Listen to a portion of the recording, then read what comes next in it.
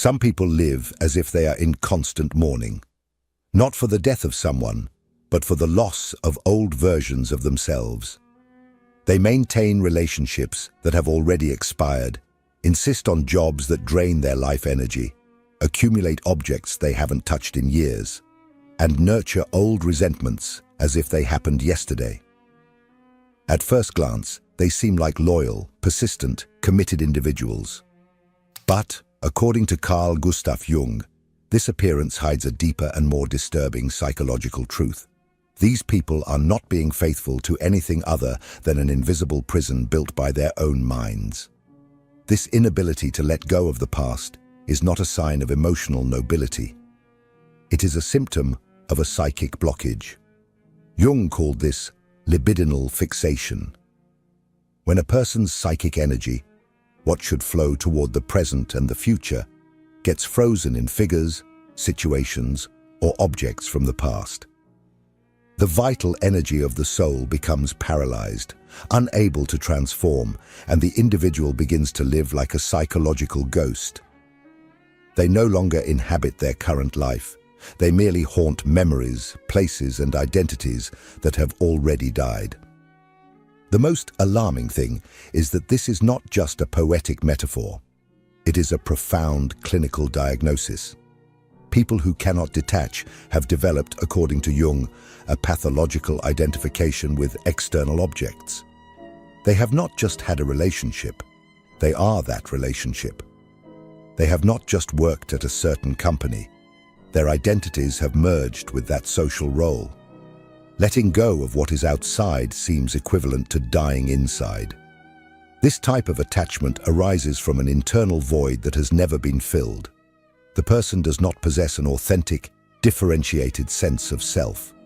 What they believe they are, in fact, are roles they have learned to play, functions they have learned to fulfill, masks they have learned to wear. And any threat of losing one of these identifications triggers an existential panic. Without that, who am I?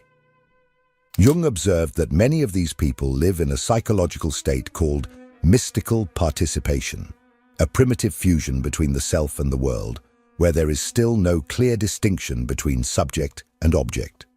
Small children live this way, but adults who have not completed the process of individuation remain trapped in this state. They have never truly become someone. They are still emotional extensions of what they possess, what they do, whom they love or hate. And because of this, letting go of any of these things is equivalent to disappearing. Today's video is a deep dive into this invisible prison. We will explore why so many people are unable to leave the past behind, not out of weakness, but due to frozen psychic structures. We will understand why attachment is not just an emotional habit, but an unconscious defense against inner emptiness. And most importantly, we will discover, with Jung, how to break this cycle. Because as long as you cling to who you were, you block who you can become. Are you ready for this confrontation? There is a type of suffering that does not scream. It camouflages itself in phrases like, "I just need more time." "Maybe one day everything will go back to how it was before." Or, "I can't imagine my life without this." At first glance, it seems merely like emotional attachment. But according to Carl Jung, what lies behind this difficulty in letting go is not nostalgia or hope. It is identity fusion, a deep confusion between who you are and what you are attached to. Jung observed that when a person cannot let go of something from the past, a relationship, a job, an object, a trauma, it is often not because they value it in a healthy way, but because their identity has been built around it. The ego has expanded and absorbed the object as part of itself. The job is not just a means of livelihood, it is the definition of your worth. The relationship is not just a life story, it is the structure that supports the self. The trauma is not just an experience, it is the narrative around which the psyche has organized itself. And in this scenario, detachment does not seem like a transition. It feels like a death. This phenomenon is what Jung called ego inflation. But it is not the inflated ego of arrogance. Rather, it is an ego that has incorporated elements that do not belong to it: social roles, temporary identities, idealized images. The problem is that by identifying with external contents, the ego loses its adaptability, becomes rigid, defensive, and above all, fragile. Everything that should be transient becomes essential. Everything that should be lived and left behind becomes an emotional foundation that is impossible to remove. The origin of this fusion lies in the absence of a consolidated self. When the individual has not developed an authentic inner center, a structure of identity rooted in themselves, they seek this sense of stability in external sources.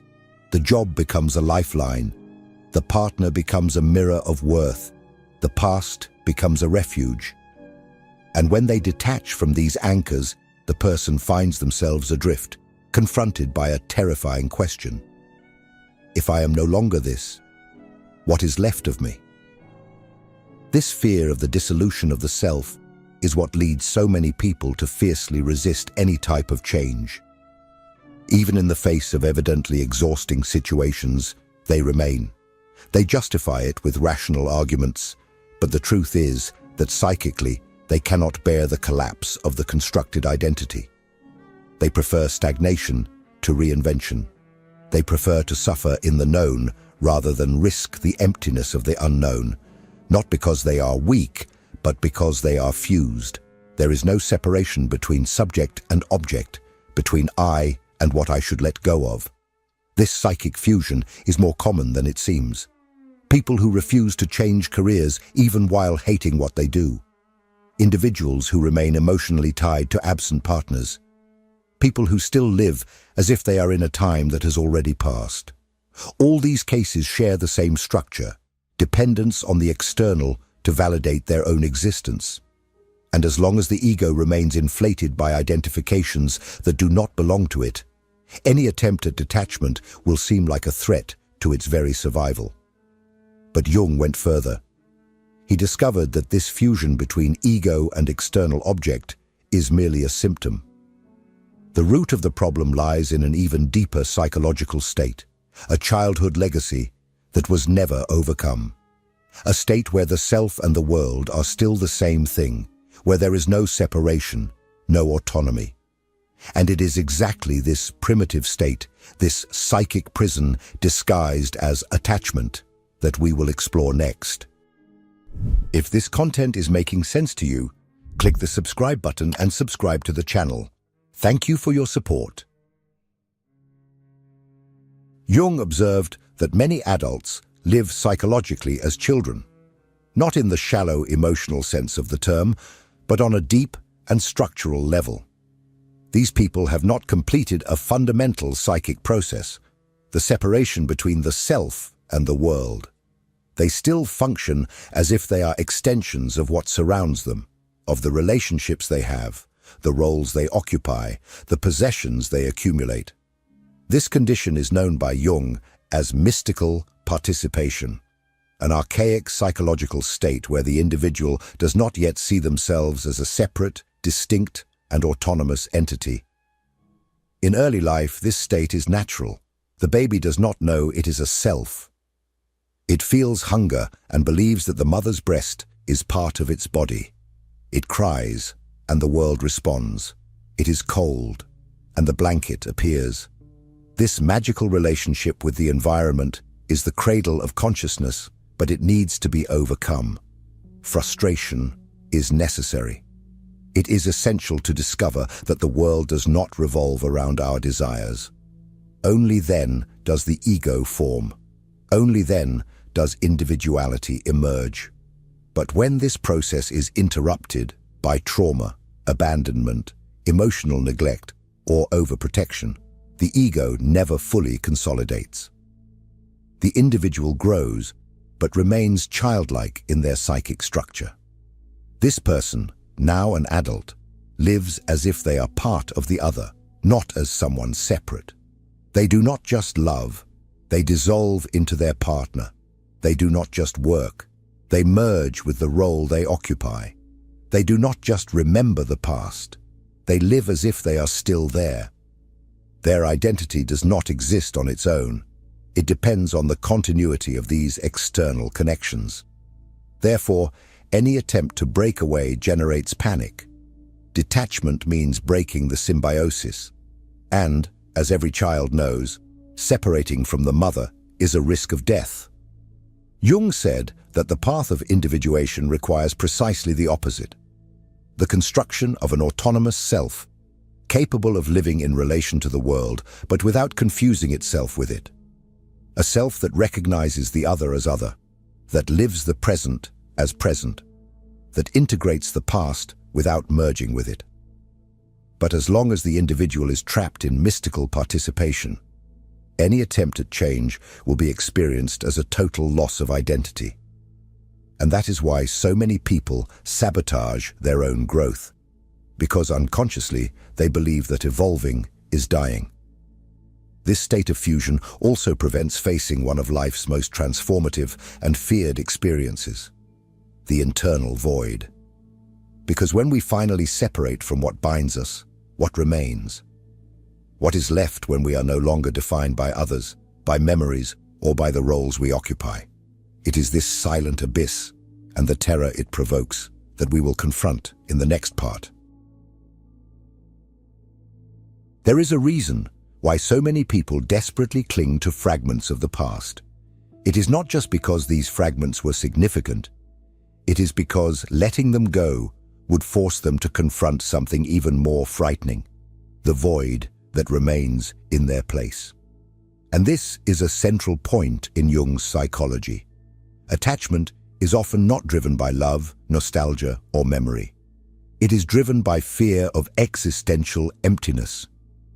As long as you keep your attention fixed on the ex-partner, the old job, the unhealed hurt, the yellowed photo from the past, you avoid looking inward. You distract yourself from a devastating question that throbs in the depths of your psyche. If I let all this go, what is left of me? This void is not just silence. It is laden with dread because it calls into question the entire psychic structure of the person. For those who have never developed an authentic self, a sense of identity that does not depend on external validation, the void is experienced as total annihilation. There is no ground, no outline, no self, just an abyss. Jung believed that this abyss, paradoxically, is the starting point of true transformation. He said that it is precisely in this empty space that the real self begins to emerge. But for this to happen, one must have the courage to face what has been repressed, projected, and displaced for years. Attachment serves as emotional distraction, a defense mechanism. The pain of real loss is intense, but what truly terrifies is what it reveals: the absence of internal structure. The problem is that the more one avoids the void, the more it expands. It seeps in the form of chronic anxiety, feelings of worthlessness, depressive states, or even obsessive behaviors. The ego, not knowing how to sustain itself, clings to anything that seems familiar, even if it is destructive. Imagine someone who has ended an abusive relationship but cannot move on. It is not that they still love their partner, it is that, without them, they do not know who they are. The relationship filled the space where a structured self should exist. By removing it, what emerges is a black hole that consumes everything around it. That is why so many people return to what hurts, because the known pain seems more bearable than the unknown void. Jung did not see this void as an enemy, but as fertile territory. For him, nothingness is the womb of psychological rebirth. But it is necessary to allow the old to die. And this includes the roles we play, the bonds we cultivate, the traumas we feed, and even the truths we use to protect ourselves. The void is not the death of the self, it is the collapse of the illusions that prevent the self from being born. But how to access this process? How to break through the layers of defense that surround this void and transform it into fertile ground for individuation? Jung offers us a map, a set of symbolic, reflective, and active practices that allow us to recover the psychic energy frozen in the past and redirect it to the present. In the next part, we will explore these tools in depth and discover, step by step, how to transform the detachment from unbearable suffering into a process of real psychic liberation. Letting go is not simply forgetting, ignoring, or pretending that something no longer matters. For Jung, letting go is a deep psychic act that requires awareness, intention, and symbolism. He did not see attachment as a moral problem or a matter of willpower, but as the result of frozen psychic energy, the libido that should be flowing into the present and future, trapped in images of the past. Releasing this energy requires more than intellectual understanding. It demands symbolic action. Jung proposed the process of individuation as the path to this type of liberation. Within it, there are specific practices that help dissolve the unconscious bonds with what traps us. The first is to recognize projections.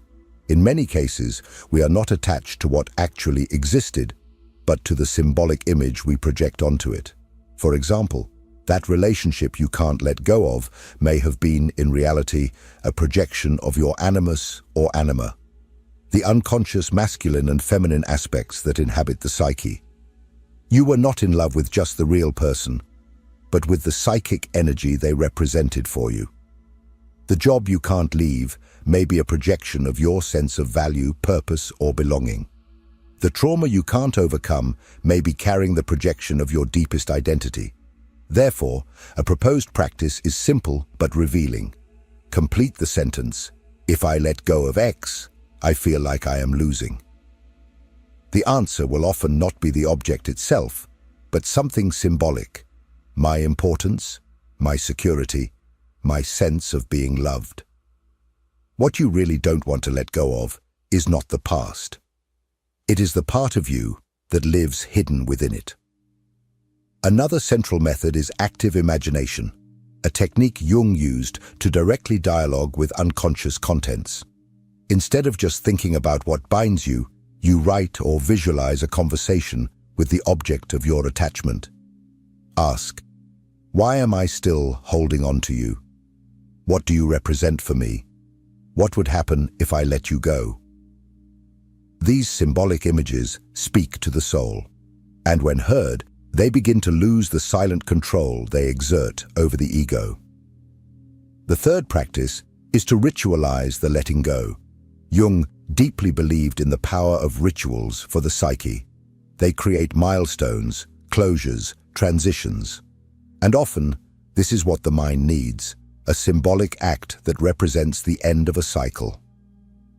Burning a letter, burying an object, writing, and then tearing up unspoken words. These external gestures signal to the unconscious that the energy can move forward. But the process does not end with letting go. Jung warned, nature abhors a vacuum. If you simply let go without filling, the void will be taken by a new attachment, often as dysfunctional as the previous one. Therefore, the fourth step is to consciously fill the space. Ask yourself, what part of me do I need to develop now that I am no longer outsourcing this to others? If the relationship gave you validation, it's time to develop self-affirmation. If the job gave you purpose, it's time to cultivate internal purpose. If the trauma gave you a victim identity, it's time to build a new narrative where you are no longer defined by what hurt you. True letting go always requires internal reconstruction. These practices are not magical. They require repetition, presence, and courage. But they are the beginning of a deep liberation. Because as long as you continue trying to let go only on the rational plane, you will fail. Attachment is not just in memory. It is inscribed in the symbolic images that govern your psyche. Yet even with these tools, many still stall the process. And the reason lies in the hidden forces that act behind the resistance, the unconscious benefits of remaining attached.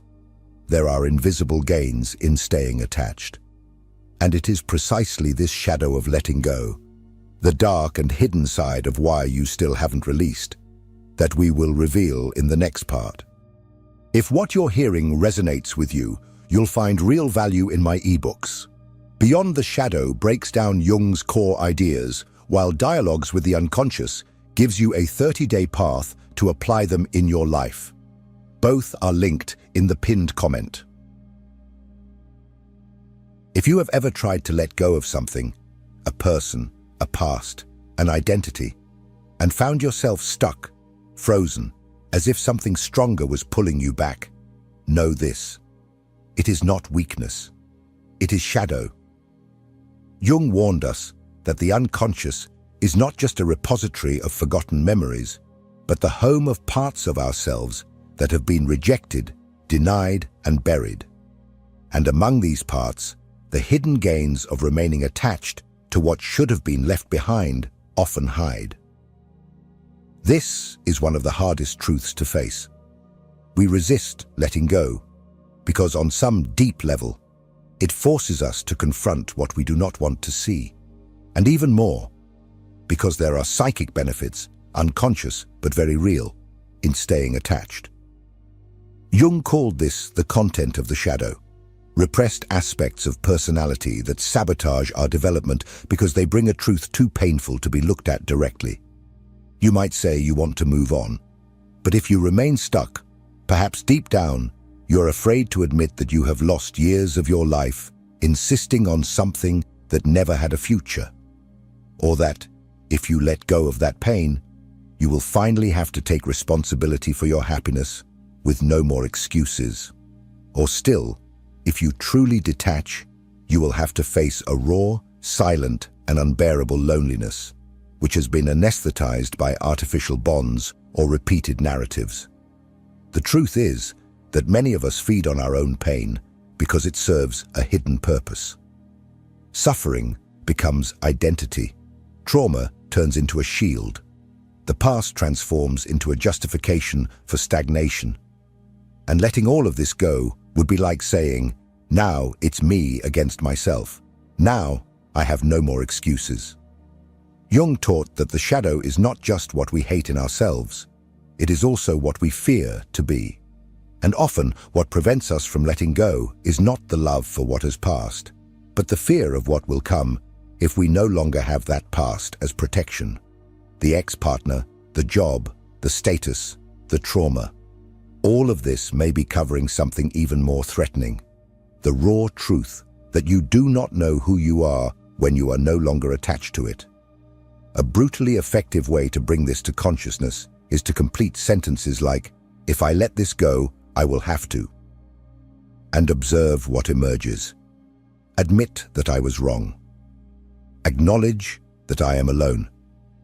Give up control and trust the unknown. Reinvent myself without guarantees. These are the true chains. They are not made of memories, but of repressed fears. They are not in the external world, but in the depths of the psyche. And as long as they are not seen, attachment will continue. No matter how much you say you want to change, your shadow will decide for you. But there is an even deeper layer. There are cases where attachment is not just defense or escape. It is a symptom of something that was broken back there in experiences of pain so deep that they froze the psyche. Situations of traumatic loss, abuse, abandonment, or death. In these cases, attachment is an expression of an unintegrated complex, and it will not be resolved with personal effort or will. It requires something more, specialized therapeutic work, and that is exactly what we will talk about in the next part, when attachment is not a choice, but trauma. Not all attachment is conscious resistance. Not all difficulty in letting go can be resolved with reflection techniques, active imagination, or symbolic rituals. In many cases, the root of the problem is deeper, denser, and older than it seems. What you call not being able to leave the past may actually be a symptom of unprocessed trauma. And in these cases, we are not just talking about attachment. We are talking about autonomous psychic complexes that have taken control of parts of your mind. Jung understood that trauma is not simply what happened to you. Trauma is what got frozen inside you after something broke. It is the emotional experience that could not be digested, understood, or symbolized. And when the psyche encounters something too unbearable to process, it encapsulates it in a complex, an unconscious structure loaded with emotion that begins to act autonomously within the personality.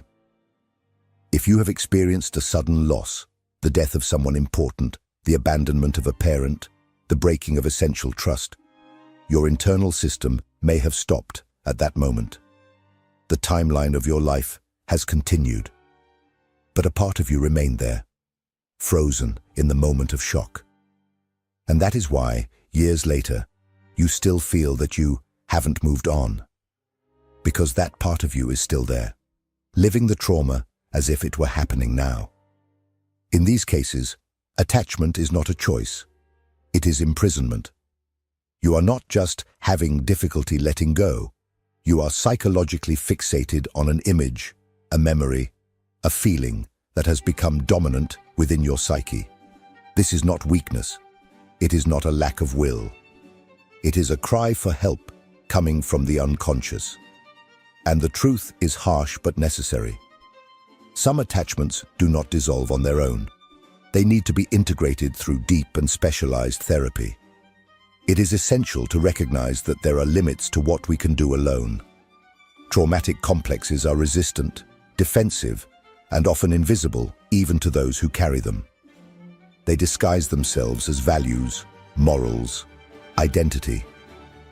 They say things like, "That's just how I am. I have a heart that's too big. I just can't trust." But behind these phrases, there are unspoken pains, unnamed wounds, parts of the soul that have been waiting for years to be seen, recognized, and embraced. Jung saw psychotherapy not as a place of healing in the traditional sense, but as a ritualistic space where the soul can finally speak, where the unconscious can be heard without judgment, where the shadow can be integrated, and where what was broken can finally begin to recompose, not to return to how it was before, but to be born again, more whole, deeper, more real. If you feel that you are stuck in the past, that no matter how hard you try, you can't get out of the same place, perhaps you are not just dealing with attachment, perhaps you are dealing with trauma. And if that is the case, seeking help is not a sign of weakness. It is a sign that you are ready to stop surviving and start living. Now tell me, what do you feel is still holding you back in the past? Share in the comments. Your story may be the key that someone else needed to hear. And if this video spoke to you, keep watching the next episode. It is also a fundamental part of this journey. Don't stop here. There is more to discover. There is more of you waiting to be revealed.